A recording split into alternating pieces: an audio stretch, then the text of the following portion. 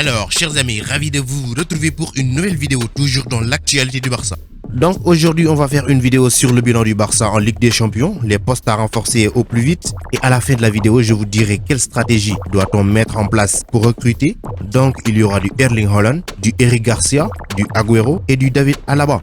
Alors le Barça a beaucoup de choses à améliorer, tant sur le plan sportif comme sur le plan économique. Un nouveau président est élu, un nouveau projet sportif est en route, de nouveaux joueurs viendront, tandis que d'autres devront partir. On va voir tout cela ensemble juste après l'intro.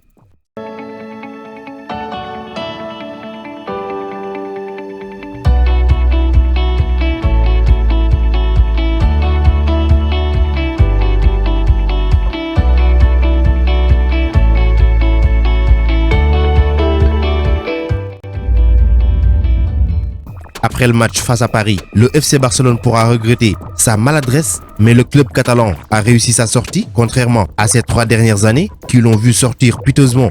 Et ça a commencé tout d'abord avec l'Atlético de Madrid en 2016 en tant que tenant du titre à l'époque. Ensuite face à la Juventus en 2017 après avoir perdu le match aller à Turin 3-0 face à l'AS Rome. En 2018 après avoir dominé largement les Italiens au match aller au Camp Nou 4-1 avant de se faire lapider 3-0 au stade Olympico de Rome. Et les plus récentes humiliations en 2019 face à Liverpool et en 2020 face au Bayern Munich. Mais toutes ces éliminations ont intervenu 5 fois en quart de finale et une en demi-finale face à Liverpool où ils avaient fait le plus dur au match aller en gagnant par 3 buts d'écart. Alors on est en 2021 et pour la première fois depuis 2007, le Barça ne verra pas les quarts de finale. Mais le club catalan a montré un visage séduisant, peut-être de quoi conserver Léo Messi qui, vous le savez, sera en fin de contrat l'été prochain. En tout cas, Paris qui est sur les rangs pour le recruter ne s'est pas fait une bonne publicité lors du match. On peut noter un dégagement raté de Navas, une relance dans le vide de Leandro Paredes et tant d'autres erreurs de la part des Parisiens. Donc autour du terrain, le contraste était saisissant entre le banc du PSG silencieux et celui très bruyant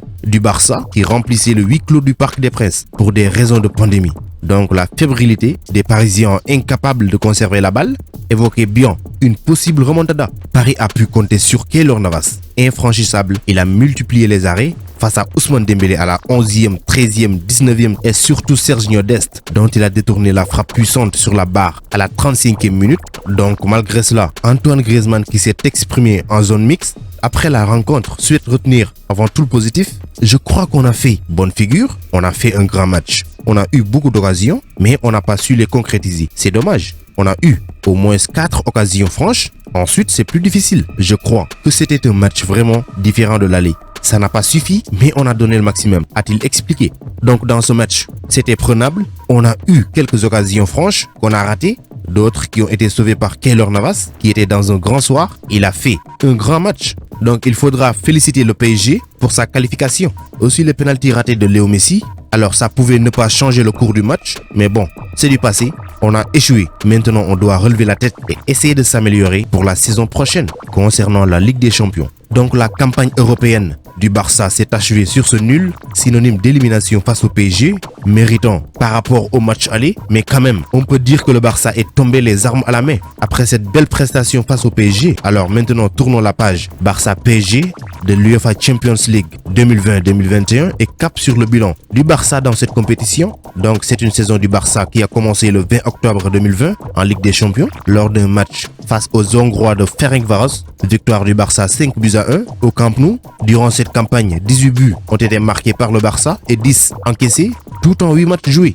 Vous le savez déjà, la défense catalane est une catastrophe, ce qui explique un peu le nombre de buts encaissés. L'autre chose à rappeler aussi est que durant les phases de groupe, le Barça a eu une seule défaite, et défaite qui nous a coûté cette élimination si prématurée en 8e de finale. Ne serait-ce que si on parvenait à garder cette première place au détriment de la Juventus, qui lui aussi est éliminé à ce même stade de la compétition, on aurait pu éviter certains grands clubs comme le PSG. Donc c'était la défaite qu'il fallait surtout éviter face à la Juventus. Le Barça avait cependant réussi une entrée en matière remarquable dans cette compétition après avoir mal débuté la saison en Liga, étant à un moment donné à la 13e place. Alors il y a eu beaucoup d'efforts entre temps. Rien qu'en Liga, on est en 2e position avec 6 points de retard derrière l'Atlético de Madrid. Et pourtant, il y a quelques semaines de cela, c'était inimaginable. Vu la position du Barça à l'époque, je vous l'ai rappelé tout à l'heure, le Barça était à un moment donné 13e de Liga. Donc il y a eu du sacrifice, mais aussi quoi qu'on puisse dire, Ronald Koeman est un vrai gentleman. Alors on l'a tant critiqué, on l'a tant saboté pour ses choix, mais prendre une équipe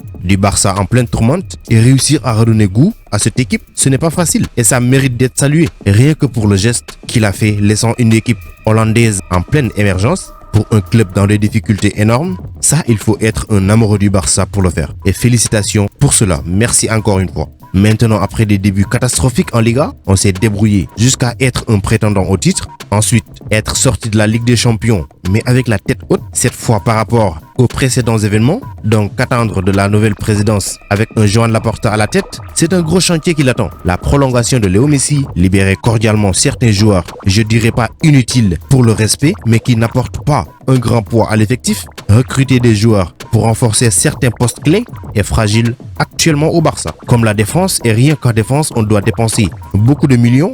On parle d'Eric Garcia qui peut arriver librement, mais ça ne suffit pas. David Alaba aussi est dans la shortlist du président, mais ça ne suffit pas non plus. Alors il y a Ronald Araujo qui est en pleine émergence, mais dans des clubs comme le Barça, il est surtout nécessaire de créer la concurrence entre les joueurs et à tous les secteurs du jeu. Donc ces derniers temps, on a vu que le Barça avait un défenseur, c'est Ter Stegen, qui a sauvé la plupart du temps le FC Barcelone de par ses arrêts de classe, mais souvent avec une défense pas au top, il prend une quantité de buts égale à la quantité d'eau maritime. Alors dans le football, on dit que le gardien de but est le premier rempart de son équipe, mais au Barça, Ter Stegen est le premier, le deuxième et le troisième rempart de l'équipe et ça ne l'aide pas. Au moins, il devrait avoir des récompenses à la fin d'une saison, vu son potentiel, et il n'a pas tout le respect du monde qu'il mérite. Et tout ça, pourquoi? Une défense fébrile. Redresser l'économie du club sera aussi une préoccupation du président.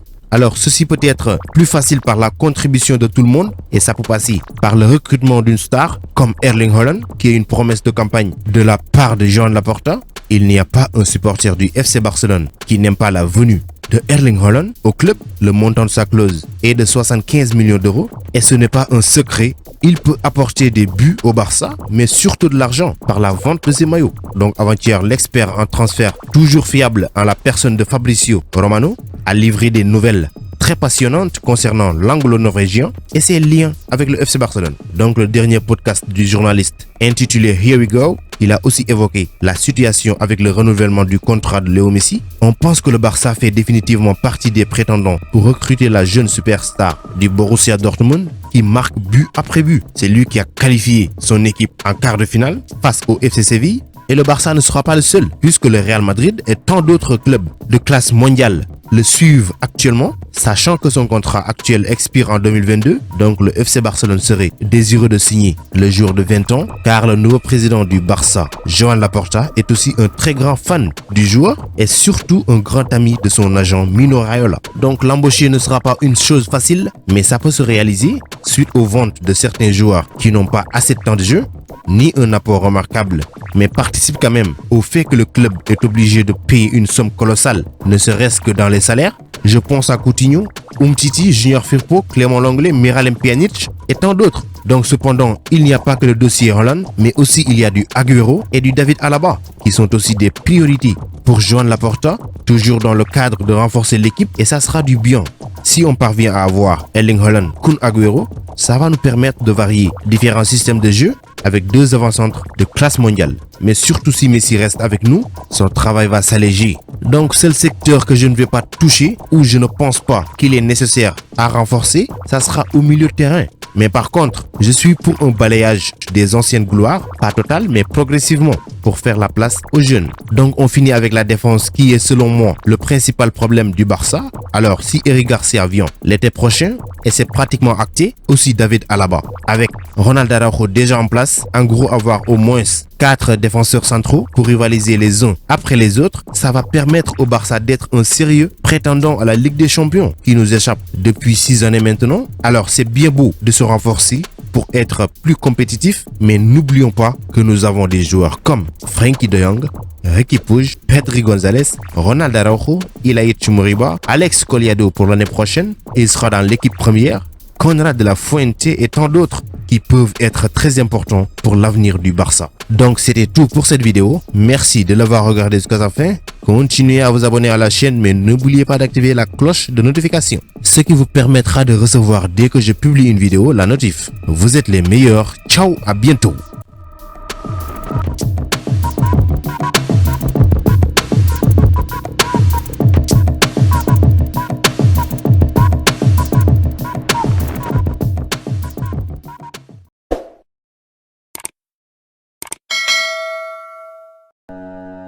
Pour échanger avec moi directement, c'est possible sur Instagram. Le lien se trouve dans la description, donc rejoignez-moi là-bas, ainsi que sur Twitter et même sur Facebook.